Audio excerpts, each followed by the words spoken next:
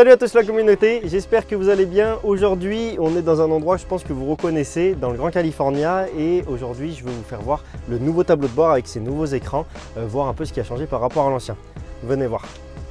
Donc pour commencer, un tout nouvel écran, donc on va être bien plus grand que l'ancien, on va être sur un 10,4 pouces, ce qui va nous permettre du coup d'avoir la nouvelle interface de Volkswagen, donc beaucoup plus réactif.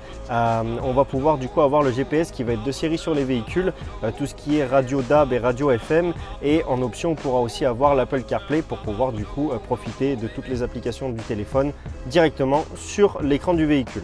Petite différence aussi sur la caméra, on va avoir une caméra qui est beaucoup plus qualitative avec la possibilité d'avoir la caméra grand angle. Le grand angle du coup ça va nous permettre de manœuvrer beaucoup plus facilement avec le véhicule tout en sachant ce qui arrive dans notre dos.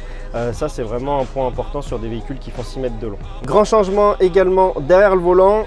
On oublie les compteurs aiguilles, tout est passé en digital. On va avoir le même affichage que les Golf 8 du coup, donc tout digitalisé. On va être sur un Discover Media Pro du coup, ce qui va nous permettre du coup d'avoir le GPS derrière le volant et de personnaliser comme on veut l'écran avec la bulle de droite ou la bulle de gauche, ou alors carrément personnaliser directement l'écran central.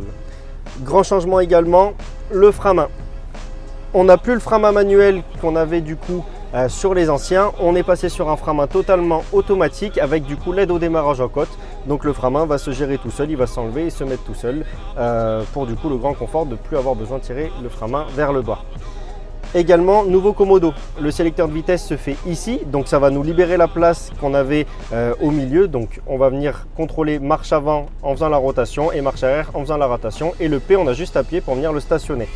De l'autre côté, les clignotants n'ont pas bougé, mais par contre sur le commodo, on va venir retrouver tout ce qui est essuie-glace automatique et le pare-brise, on va pouvoir venir du coup faire le lave-glace ou un seul coup d'essuie-glace. Donc tout est relié sur le même commodo et on va retrouver aussi les feux automatiques de série.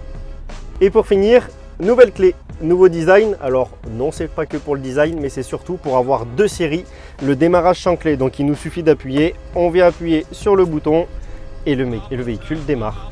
Donc ça c'est le grand changement qui va être de série du coup sur tous les nouveaux Grand California, démarrage sans clé. Ça c'était les nouveautés du coup du nouveau Grand California. Moi je vous dis à très vite pour un prochain tuto, à bientôt.